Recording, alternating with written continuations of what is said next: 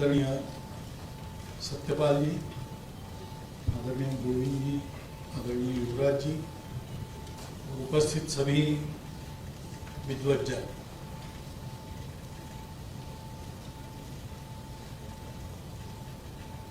पढ़ने के लिए, ऊपर उठने के लिए आत्मविश्वास चाहिए और आत्मविश्वास के लिए आत्मगौरव चाहिए।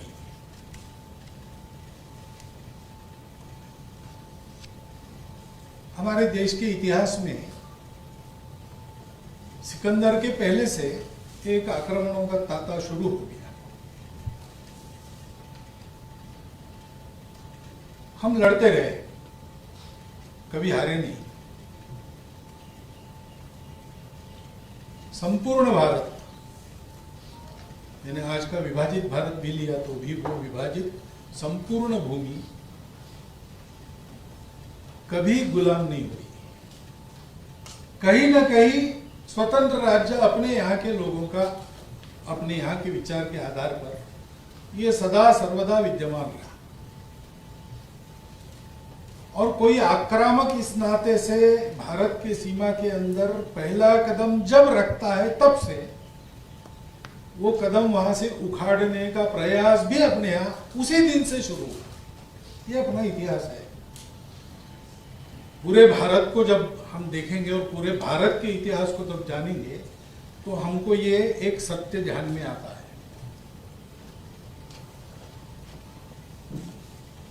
लेकिन ये जो तेजस्विता थी, ये जो स्वाभिमान था, उसमें कमी आने लगी। और इसका कारण है कि एक बहुत धूर्त आक्रामक अपने आप ब्रिटिश लोगों के रूप में आया। उसने जब ये देखा कि स्थिरपद हमारा राज्य जितना है उतना है, यहाँ के राजाओं से भी हमारे अच्छे संबंध है, जिनको जीता उनको भी बहुत कुछ देकर हमने खुशहाल रखा है, और फिर भी यहाँ पर सब लोग एक साथ हमारे खिलाफ खड़े हो जाए।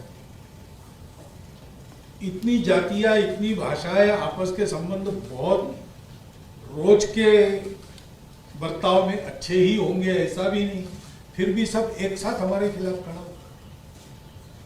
जहां हमारा शासन है वहां हमारा कलेक्टर पालकी में तो जाता है, लेकिन उसके पीछे पीछे चलने वाला यहाँ का देसी चपरासी उसकी आज्ञा नहीं सुनता है, वो और किसी की आज्ञा सुन के चलता है। तो रेवेन्यू तो हम वसूल रहे हैं, लेकिन यहाँ के प्रजा पर शासन तो दूसरे लोग कर रहे हैं। ये क्या है? और इसमें हम यहाँ स्थिरपद हो, ये कैसे होगा? तो उन्होंने एक सुनिश्चित योजना के तहत हम लोगों की उस तेजस्विता को नष्ट करने का एक षड्यंत्र किया। और स्वाभिमान नष्ट करना है तो स्व को भूल जाए तो स्वाभिमान नष्ट होगा। तो हमारे स्व को याद दिलाने वाली सारी बातें हम भूल जाए, उन बातों को स्मरण करने की हमारी व्यवस्थाएं टूट जाए, उन व्यवस्थाओं को चलाने का हमारा सामर्थ्य चला जाए, ये सारी बातें उन्होंने की। हमारी अर्थव्यवस्था को उन्होंने नष्ट कर दिया, हमारी शिक्षा व्यवस्था को उन्होंने नष्ट कर दिया। पैसे दे देकर विदेशी और कुछ दुर्भाग्य से कुछ स्वदेशी विद्वानों से भी अपने अनुकूल मनगढ़ंत ग्रंथ लिखवाया। अब स्वतंत्र होने के बाद हमारा एक कर्तव्य था कि हमको स्वतंत्र होना है तो उस स्व की ओर हम लौटे, लेकिन बातें धीरे धीरे चल रही है। और अब 75 साल अमृत महोत्सव हम मनाएंगे स्वातंत्र का, तो मुझे लगता है कि बिल्कुल उसके प्रारंभिक दिनों में, यानी 15 से शुरू होगा, तो आज की 10 है, 5 दिन पहले ये पुस्तक आती है, ये एक शुभ संकेत है। संयोग से ये आया। 1 साल पहले आती, कोरोना के कारण ये लंबा होते होते ऐसा हो गया है। लेकिन मुझे लगता है कि इसमें भी कोई नियति का संकेत है कि ये 15 अगस्त के पहले आ जाए, 75 वर्ष का प्रारंभ होगा उसके पहले, क्योंकि स्व की आवश्यकता तो सबको रहती है, जिसको अपनी उन्नति करनी है। आखिर उन्नति तो स्व के आधार पर होती है, उन्नति का सबके लिए एक माप नहीं होता। मनुष्य की उन्नति और जंगल में रहने वाले शेर की उन्नति और घर में पलने वाले कुत्ते की उन्नति, इनकी उन्नति के परिमाण, उनकी उन्नति की आकांक्षाएं अलग अलग होती ही है और होनी ही चाहिए। सर्कस में हाथी साइकिल चलाता है और बंदर फुटबॉल खेलते हैं, ये उनकी उन्नति नहीं है, ये उनका तमाशा है जो दुनिया पैसे देकर करती है। और इसलिए भारत की उन्नति होनी है। कई बार हमको प्रश्न पूछते हैं लोग बातचीत में कि क्यों हम चीन जैसा न करें। पहले कहते थे अमेरिका जैसा हम क्यों न करें, उसके पहले कहते थे रूस जैसा हम क्यों न करें। मैं उनको कहता था कि भाई उनके जैसा हमको क्यों करना, हम हमारे जैसा करें ना, हमारे जैसा अच्छा करके दिखाएं। लेकिन हमारे जैसा यानी कैसा, इसकी जानकारी देने वाला साधन नहीं। 3 साधन होते हैं, परंपरा से, दादा दादी नाना नानी की कहानियों से, घर में माता पिता बताए उससे, उनके द्वारा घर में जो किताबें आती है, कथा प्रवचन होते हैं उससे, ये सारी बातें आती है। अब पहले तो था, अंग्रेजों की शिक्षा पद्धति में भी ये चलता था, इसलिए उसी शिक्षा पद्धति में से तिलक, गांधी, योगी, अरविंद, विवेकानंद ऐसे लोग निकले उस शिक्षा पद्धति के बावजूद। क्योंकि जो शिक्षा पद्धति में है वो, और जो जिन पर श्रद्धा है, माता पिता है, गुरु है, ऐसे लोगों से जो मिला है, जिसको हम प्रमाणित सत्य मानते ही है, श्रद्धा है, विश्वास है और जानते हैं, वो आप्त है, उनको कोई स्वार्थ नहीं है, लेकिन वो बता रहे और ये गलत है, वो सही है। इस दृष्टि के कारण और उस समय इस शिक्षा पद्धति के बावजूद ऐसे लोग निकले। लेकिन अब तो घर में माता पिता को बच्चे से बात करने की फुर्सत ही मिलना मुश्किल हो गया है, कहानी बताना तो दूर रहा। और शिक्षा पद्धति में ये बात नदारद है, और कुछ ऐसी बातें हुई कि इससे उल्टा बहुत है। अभी कुछ एक कविता भगवान राम पर ऐसी चली, उनके शरीर में जल समाधि लेने पर, कविता तो और खराब है, लेकिन उस पर जो टिप्पणी है उसमें लिखा है कि राम अयोध्या के राजा थे और जीवन के अंत में उन्होंने सरयू में आत्महत्या कर। अभी देखो ये सही है कि राजा राम, वाल्मीकि रामायण में वर्णन है, सरयू में अयोध्या के निवासियों सहित उन्होंने कैसी जल समाधि ली, वर्णन है, लेकिन जल समाधि को आत्महत्या कह दीजिए। ऐसे अंग्रेजी में कहते हैं सटली। हमारे यहाँ जो पढ़ाया जाता है उसमें हमारे लोगों को ये गौरव प्राप्त न हो, ये जो अंग्रेजों की नीति थी, उन्होंने पढ़ाई ऐसी दी है हमको कि आपके पूर्वजों ने कोई रण गौरव, कोई धन गौरव प्राप्त नहीं किया है, आपका इतिहास बस ऐसा ही है कि बाहर से कोई भी आएगा, पीट पीट के आपको गुलाम बनाएगा, आप उसकी बाबूगिरी जी हुजूरी करेंगे, और कभी कभार कोई आएगा, महापुरुष सर्वत्र होते, यहाँ भी एकाध होगा, आपको जगाएगा, आप उसको निकाल देंगे, फिर दूसरा आएगा, उसकी चाकरी करेंगे। ऐसा एक अपनी जीव हुजूरी करने वाला, वर्ग निर्माण करने वाली शिक्षा, ये हमारे यहाँ है। और दुर्भाग्य से वो बहुत लंबे समय तक स्वतंत्रता के बाद भी शुरू हुई। अब नई शिक्षा नीति ने ये घोषित किया है कि भारतीय मूल की ओर लौटेंगे, अच्छा है, उसकी आवश्यकता तो है, क्योंकि सभी जगह ऐसा होता है। अभी ये आएगा, ये पुस्तक भी आया है, नीति भी आएगी, उस पर बहुत उल्टी सीधी चर्चा होगी, जरूर होगी। इस पुस्तक को कहेंगे कि जैसा आपने कहा कि दकियानुसी जमाने में रहने वाले लोग, ऐसा इसको कहा जा सकता है क्योंकि यह पुराना है। लेकिन दकियानुसी जमाने के और कौन नहीं लौटता है भाई, जब खतरे में पड़ जाता है। राज्यपाल साहब ने कहा वैसे, जब द्वितीय महायुद्ध में अचानक रशिया पर जर्मनी का आक्रमण हुआ, रशिया तैयार तो था नहीं, और वहां के साम्यवादी शासन ने सारी परंपरा को वगैरह सब नकार दिया था। तो जनता को फिर से उत्साह में लाने के लिए स्टालिन ने कौन सी कहानियां बताई अपने भाषणों में? पीटर द ग्रेट की, कैथरीन द ग्रेट की, अपना इतिहास बताया। वही सरमायादारों का इतिहास, शोषकों का इतिहास, उसके गौरव के प्रति वही उसने रशियन जनता के सामने रखे।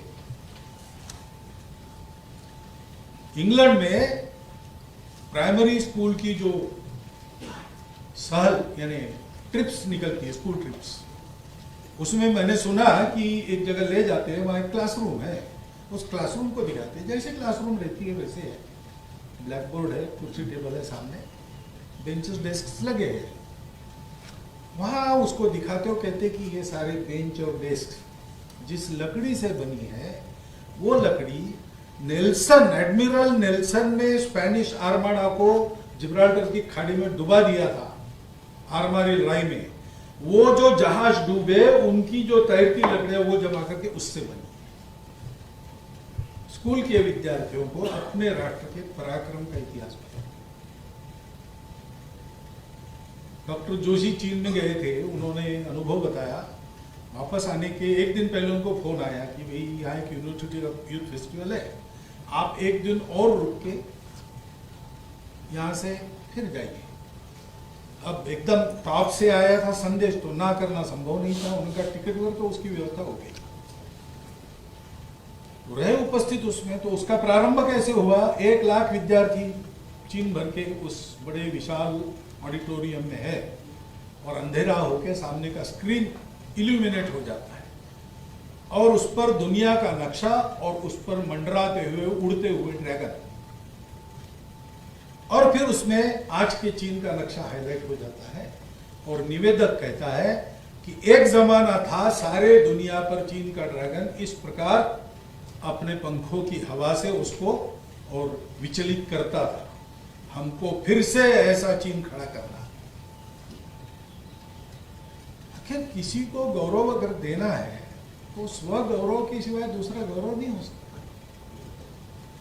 मैं कर सकता हूं, मैंने किया, और इसलिए ये शिक्षा आवश्यक है। और ये शिक्षा अभी पूर्णतः उसका ज्ञान लुप्त नहीं हुआ, बहुत लोग हैं बता सकने वाले, परंतु जिस मात्रा में इस शिक्षा का प्रसार आज भारत में आवश्यक है, घर घर में, तो सुशिक्षित लोगों में तो इसका ज्ञान बहुत कम हो गया है, क्योंकि वो सुशिक्षित हो गए, और जो अपने दकियानुसी ज्ञान को लेकर अशिक्षित रहे उनमें थोड़ा बहुत बाकी है परंपरा के।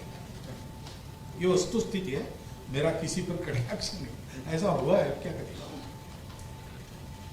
अपनी भाषा का ज्ञान जो नहीं पढ़े लिखे हैं उनमें ज्यादा है, घर की वस्तु स्थिति, इसको बदलना है, बहुत व्यापक इसका प्रसार होना चाहिए, और उसकी सूक्ष्मता ध्यान में आनी चाहिए, क्योंकि ये बात तो सारी दुनिया में है, स्व की शिक्षा, अपने देश का इतिहास, अपने देश की परंपरा, लेकिन भारत विशेष है।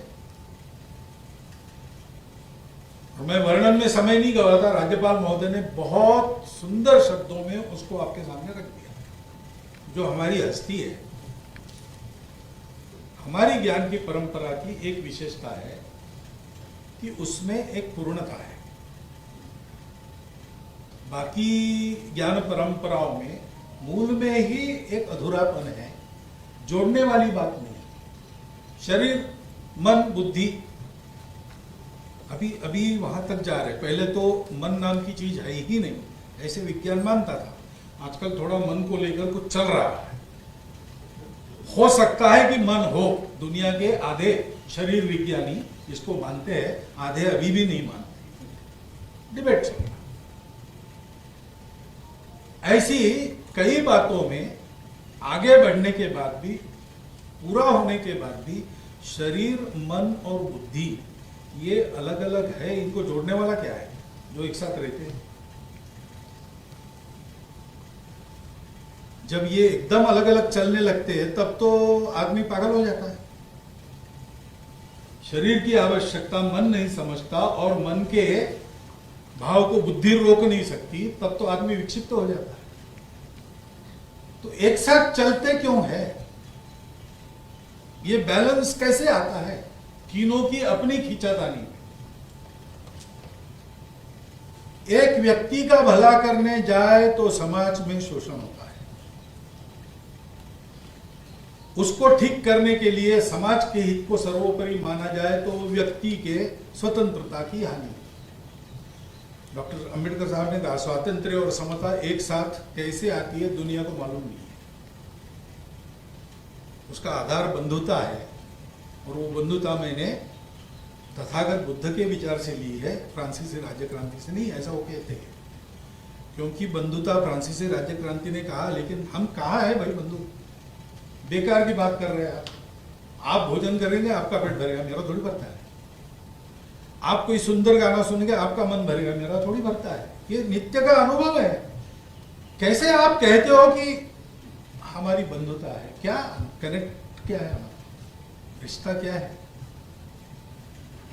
तो समाज, सृष्टि और व्यक्ति, इनको जोड़ने वाला क्या है? सबको खाना है, सबको उसके लिए कमाना है, लेकिन सबका खाना होने के बाद भी सबका पेट भरे, अपना अपना खाना होने के बाद भी सबका पेट भरे। इसलिए इसको, क्योंकि आदमी के लालच की कोई सीमा नहीं, तो आदमी अपनी लालच को रोके और सबको साथ खाने दे। ये करने वाला क्या है? अर्थ काम पर नियंत्रण किसका है, क्यों है? इसका उत्तर देने वाली एक ही बात है, और उस बात को हमारे ऋषि मुनियों ने साक्षात किया। उसके आधार पर उन्होंने इसको सारी दुनिया को देने के लिए हमारे राष्ट्र की उत्पत्ति की। ऐसा आपने यहाँ है, भद्रमिच्छन्द ऋषयः सुरविदः तपो दीक्षाम उपसे दुरग्रे ततो राष्ट्रम बलम ओजश्च जातम। दुनिया के कल्याण की कामना करने वाले ऋषि मुनियों ने दुर्धर तप करने के बाद अपने राष्ट्रत्व को, बल को, ओज को हम लोग प्राप्त हुए, वो हमको मिला। सारी दुनिया को समय समय पर ये जोड़ने वाली चीज देने के लिए भारत का जन्म है। भारत का अपना जीवन, ज्ञान परंपरा, ज्ञान दिया कैसे जाता है? ज्ञान वर्तन से दिया जाता है। ज्ञान हमारे यहां अनुभव से दिया जाता है। मुझे ज्ञान हुआ यानी मैंने पढ़ा या मैंने सुना, ऐसा नहीं है। मैंने केवल देखा, ऐसा भी नहीं है।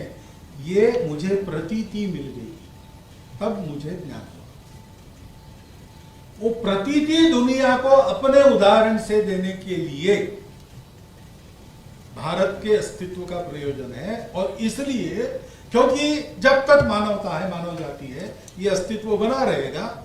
भारत का अस्तित्व इसीलिए चिरंतन अस्तित्व है। और उस एक जोड़ने वाले तत्व के कारण सारा देखना बदल गया। और इसीलिए हमारे यहां उसको जानने की जो बात है, उसको कहा है ज्ञान। उसको छोड़ के मन, शरीर, बुद्धि, आत्मा, अर्थ, काम, इनको, ये सारा जो ज्ञान है, उसको हमारे यहां विज्ञान कहा गया। विद्या वो है जो आत्मा को जानती है, जो अनात्मा को जानना है वो अविद्या है। आत्मा चूंकि सर्वत्र है, अविद्या को हमारे यहां त्याज्य नहीं माना गया। हम लोग कभी एक्सट्रीमिस्ट हुए नहीं, उसका कारण यही है।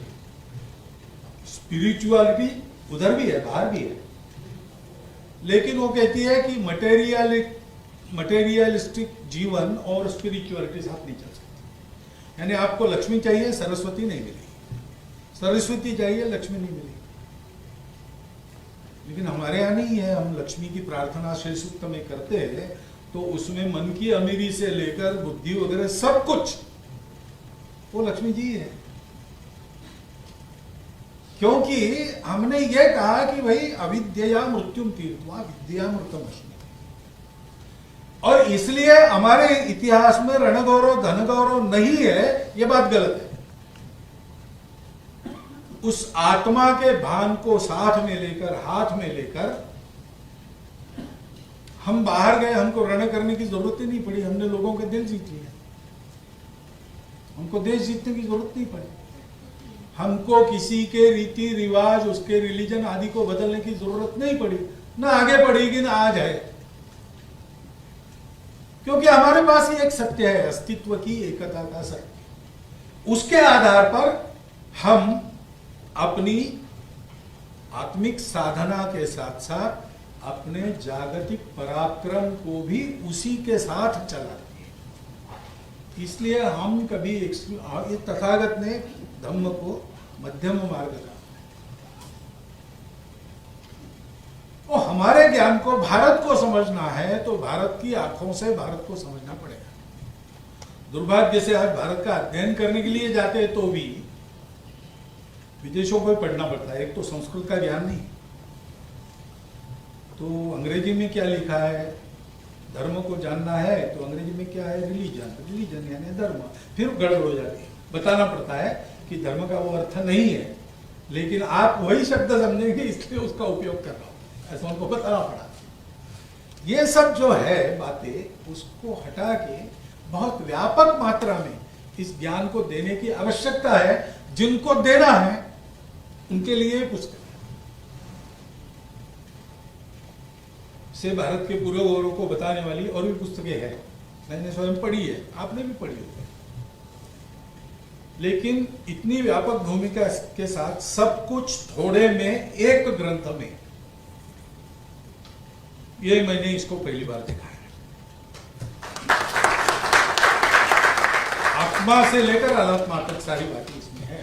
विद्या अविद्या दोनों है, ज्ञानम विज्ञानम, और साथ में आस्तिक्यम भी इसमें है। और इसलिए पालकों ने जिनके बालक है, अध्यापकों ने जिनके छात्र है, और छात्रों ने जिनको भारत को जानना है, इस पुस्तक को खरीद कर अपने साथ रखना है, समय समय पर पढ़ते जाना। मैं तो कहता हूं कि ये पुस्तक ऐसी है कि इसके एक एक चैप्टर के 10-10 भाग होकर उस पर अनेक शोध प्रबंध हो सकते हैं। इतने मूल सूत्र इसमें है। इसलिए ये बहुत उचित समय पर एक अत्यंत व्यापक विषय वस्तु को गागर में सागर ऐसा कहते वैसे बांधने वाली एक पुस्तक अपने हाथ में आई। बहुत अच्छी पुस्तक है, इसका बहुत व्यापक प्रसार होना चाहिए। और एनबीटी ने प्रकाशित की है तो ये भी हो सकता है कि हर भारतीय भाषा में इसका भाषांतर हो। हमारे वाचनालयों में, विद्यालयों में, विद्यापीठ में, महाविद्यालयों में इसकी प्रति हो, और साथ साथ घर में भी इसकी प्रति हो। क्योंकि शिक्षा की जगह जैसे विद्यालय, विद्यापीठ, महाविद्यालय है, वैसे घर भी शिक्षा की जगह है। और समाज में कुछ भी जो अच्छा करना चाहते हैं उनके पास भी ये पुस्तक हो, क्योंकि शिक्षा की तीसरी जगह, तीसरा शिक्षा का उगम, उत्स समाज के वो लोग हैं जो समाज में सक्रिय है, जिनको समाज के महाजन कहा जाता है। अन्य अन्य कारणों से महाजन है, संपन्न है इसलिए महाजन है, चुन के आए इसलिए महाजन है, प्रशासक है इसलिए महाजन है, विद्वान है इसलिए महाजन है। हर 2500 घरों में एक महाजन होता है जो वहां के जीवन को दिग्दर्शित करता है, लोगों की उस पर श्रद्धा है, वो लोगों का आप्त है। ऐसे सब लोगों ने इसको पढ़ना चाहिए, आवश्यकता है। जिनके भाषण होते हैं जो समाज में, उन्होंने पढ़ना ही चाहिए, क्योंकि भारत की भूमिका उसको आप विश्व गुरु कहिए, महाशक्ति कहिए, कुछ भी कहिए, लेकिन ये सबका संतुलन साधने वाला, सबको मध्यम मार्ग पर रखने वाला, सब विविधताओं का स्वीकार सम्मान करते हुए सबको एक साथ फलने फुलाने वाला, एक सृष्टि के नाते सबका जीवन आगे ले जाने वाला, ये जो धर्म है, धारणा करने वाला, इस लोक में उस लोक में दोनों तरफ सुख देने वाला, सदा सर्वदा आनंदमय, ऐसा ये जो धर्म है वो सृष्टि को देने का काम भारत को करना है। उसके लिए अगर भारत को तैयार होना है तो जिनको तैयार करना है उन सबको, 5 लोगों को तैयार करने वाला छोटा शिक्षक हो, 2 बालकों को शिक्षा देने वाला पिता या वाली माता हो, या लाखों की सभाओं को संबंधित करने वाले नेता हो, सबको इसका ज्ञान होना आवश्यक है, क्योंकि इसके ज्ञान का कहीं ना कहीं सब में थोड़ा थोड़ा अभाव स्वाभाविक इसलिए है कि हम भी उसी शिक्षा से आए हैं। तो अंग्रेजी में कहते डीकोलोनाइजेशन, हमारे मन का भी पूरा डीकोलोनाइजेशन हुआ कि नहीं अभी नहीं बता सकते। जैसे वो बार बार डिसइंफेक्टेंट लगाओ, हाथ को डिसइंफेक्ट करो कोरोना के दिनों में, ऐसा है, वैसे परानुकरण की आंधी में बार बार अपने मन को इस प्रकार डिसइंफेक्ट करने के लिए ये पुस्तक हमेशा प्रत्येक के पास घर में रखना आवश्यक है। इस पुस्तक के आधार पर जानकारी का प्रचार प्रसार करना आवश्यक है। इस दृष्टि से हम सब लोग इसको सोचे, इतनी विनंती करता हूँ, सबका अभिनंदन करता हूँ और मेरे 4 शब्द समाप्त।